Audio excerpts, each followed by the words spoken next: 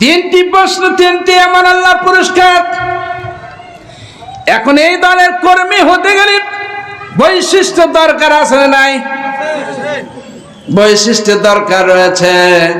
বৈশিষ্ট্য যদি না থাকে, আপনার পণ্য যদি মানসম্মত না হয়, বিএসটিআই যদি অনুমোদন না হয়, না থাকে, তাহলে পণ্য বাজারে চলে না, বাজারে চলে না।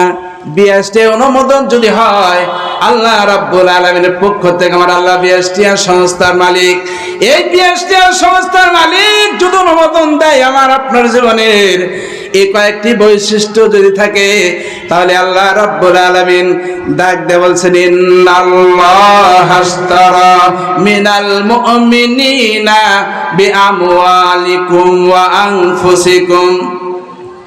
আমার আল্লাহ ডাক দিয়ে বলেন, ওই ব্যক্তির জানগুলো আমি ক্রয় করে নেব, ওই পণ্যগুলো আমি ক্রয় করে নেব। বিআমওয়ালিকুম ওয়া আনফুসিকুম, যারা জান এবং মাল দেয়। বিআন্না লাকুমুল জান্নাহ, জান্নাতের বিনিময়ে। কিসের বিনিময়ে?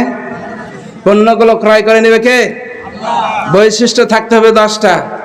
কয়টা বৈশিষ্ট্য থাকতে হবে? 10টা। এই 10টা বৈশিষ্ট্য যদি থাকে, তাহলে আল্লাহ ওই পণ্য ক্রয় করে নেবে। কিসের বিনিময়ে? জান্নাতের বিনিময়ে। কাজ কি? ইউকাতিলুনা ফি সাবিলিল্লাহি ফায়াকতুলুনা ইউকতালুন। কাজ হলো ইসলামী আন্দোলন করবে, সংগ্রাম করবে, মারবে এবং মরবে। মারবে এবং মরবে। আমার ভাইরা, বৈশিষ্ট্য হল 1 নম্বর, আত্তাইবুনাল আবিদুনাল হামিদুনাস সাইহুনার রাকিউন। 1 নম্বর বৈশিষ্ট্য হলো তওবাকারী। 1 নম্বর বৈশিষ্ট্য কি? তওবাকারী। আমার ভাইরা, আমরা যদি তওবা করি, আমাদের মান ইজ্জত কমবে না বাড়বে? তওবাই তো করতে জানি না আমরা, তওবার দরজা খুঁজে পাই না। এই তওবা করতে যাই আমরা মাজারে, ঠিক না ঠিক? সেখানে গিয়া বাবাকে বলি, বাবা আমার জীবন আপনার প্রতি উৎসর্গ করলাম, আপনি যেইভাবে চালাবেন সেইভাবে চলব। এরকম মানুষ আছে না নাই? আহা, আমার ভাইয়ের আফসোসের বিষয়, আল্লাহ রাব্বুল আলামিন 7ম আসমানের প্রতি রঞ্জনিত আসিয়া বান্দাকে ডাকে, বান্দা। আল্লাহ রাসূল বলেছেন, বান্দা এইভাবে আমার আল্লাহ আসে বান্দাকে ডাকে, রে বান্দা কি আছো? জীবন অন্যায় করেছো, অনেক অন্যায় করেছো, পাপ করেছো, পাপেতে মুক্তির জন্য আমার কাছে দোয়া করো, আমি আল্লাহ রাব্বুল আলামিন তোমার জীবন পরিষ্কার করে দেব। কোন সময় আসে? শেষ রজনীতে। কোন সময়? আর আমরা এখন এই যে মোবাইল এসে, ইয়াং জেনারেশন মোবাইল টিপতে টিপতে টিপতে টিপতে আমরা রাত কয়টা পার করি? হ্যাঁ, ঠিক না? তাহলে আল্লাহ বলেছেন, শেষ রজনীতে এসে আমার কাছে দোয়া কর। অন্যায় করেছিস, মাফ করে দেব। পাপ করেছিস, মাফ করে দেব। জীবনে অসুস্থ হয়েছিস, মাফ করে দেব। ঋণ করেছিস, মুক্তি দিয়ে দেব। জেল খেটেছিস, জেল থেকে বাঁচানোর ব্যবস্থা করে দেব। দোয়া করতে হবে কোন সময়? শেষ রজনীতে। আমার ভাইয়ের, আল্লাহ রাব্বুল আলামিন বলেন, ফামান তাবা মিন বাদি যুলমিহি,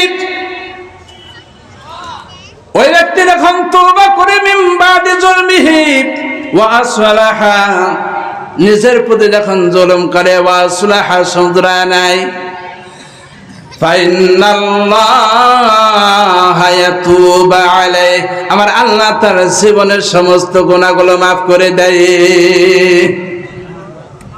কোন সময় ডাকতে হবে? শেষ রজনীতে।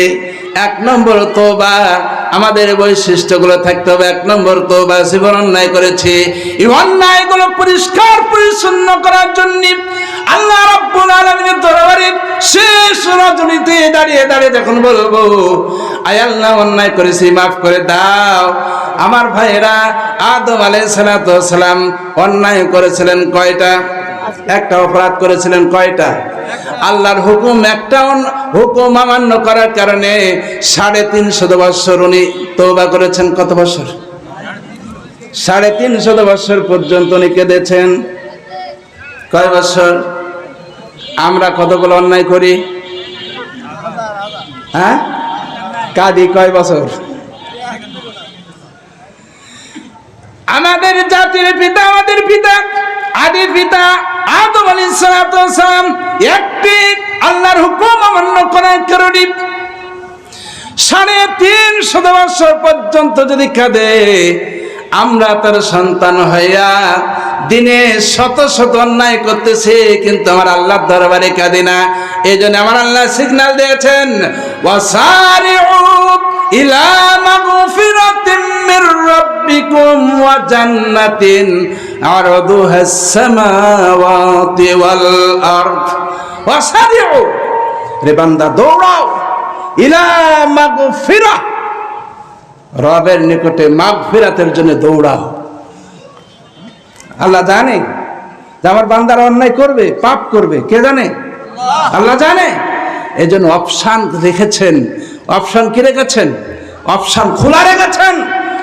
দৌড়াও বান্দা, তুমি দৌড়াও। তুমি পাপ করেছো, অন্যায় করেছো, অপরাধ করেছো, ইলা মাগফিরাতিন মির রাব্বিকুম, তোমার রবের নিকট দৌড়াও। রবের নিকট দৌড়ানোর জন্য আমার আল্লাহ বলেছেন। আমরা দৌড়াই? বলেন দৌড়াই? আমরা দৌড়াই না, মনে করি না যে অন্যায় করতেছি, ঠিক না? ঠিক। আরে ভাই, কলমের খোসা দিয়ে কোটি কোটি টাকা আত্মসাৎ করে, ঠিক না? ঠিক। এরা আবার ভদ্রলোক, বুদ্ধিজীবী, ঠিক না? আমি বলি এরা হলো জাতির শ্রেষ্ঠ চোর। শেষরা চোর না, এরা হলো জাতীয় চোর। এরা হলো জাতীয় চোর। এরা আমার দেশের বন্ধু নাই।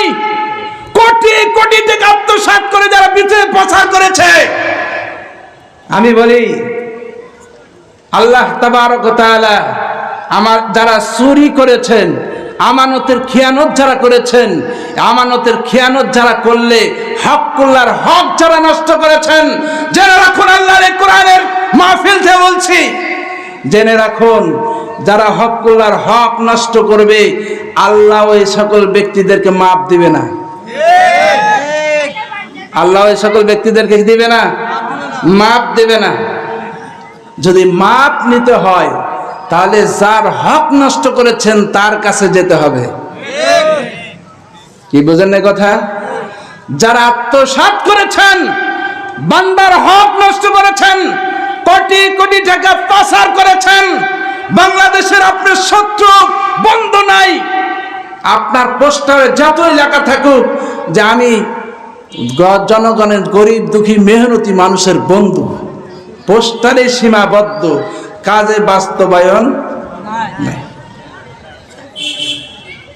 তাহলে যারা চুরি করলো, অর্থ পাচার করলো, এরা আমাদের দেশের শত্রু না বন্ধু? এই মিয়াজুরকান্ত, শত্রু না বন্ধু?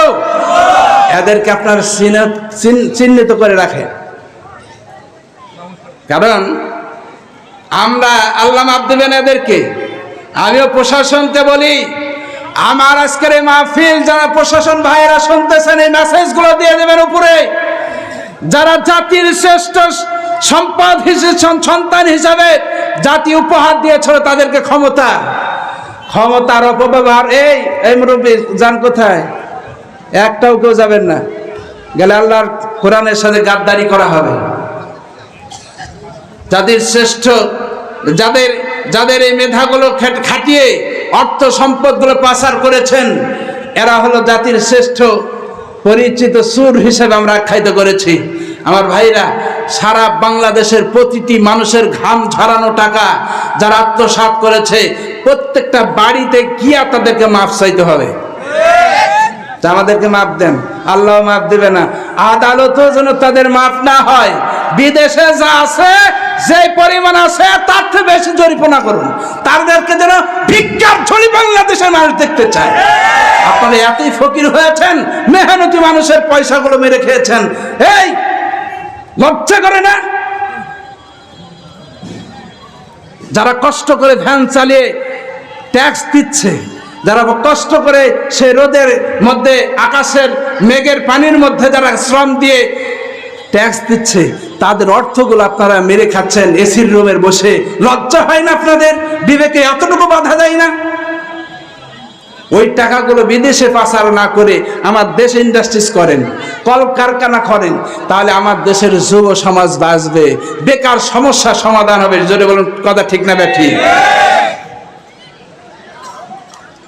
আমার আল্লাহ বলেছেন, ওয়াল্লাযীনা ইযা ফাআলু ফাহিশাতান, যারা ইযা ফাআলু সংগঠিত করেছে ফাহিশাতান জীবনের অন্যায়, আও যালামু আনফুসাহুম নিজের জীবনের প্রতি যারা জুলুম করেছে, যাকারুল্লাহা ফাস্তাগফিরু লিযুনুবিহিম, আল্লাহর কাছে মাপ চান, আমার আল্লাহ রাব্বুল আলামিন আপনাদেরকে মাপ দিয়া দেবে। ওয়া মান ইয়াগফিরুয যুনুবা ইল্লাল্লাহ, আমার আল্লাহর কাছে মাপ চাইলে আমার আল্লাহ মাপ দিয়ে দেবে। আমার ভাইয়েরা, ওয়ালাম ইউসিরু আলা মা ফাআলু ওয়া হুম ইয়ালামুন, শুধুই নয়, আর আয়াতে আমার আল্লাহ বলেছেন, ওয়াল্লাযীনা আমিলুস সাইয়্যাতি সুম্মা তাবু মিন বাদিহা ওয়া আমানু। এবার আসল কথা বলছেন আমার আল্লাহ, ফামান তাবা মিন ফামান তা ওয়াল্লাযীনা আমিলুস সাইয়্যাত সুম্মা তাবু মিন বাদি যুলমি।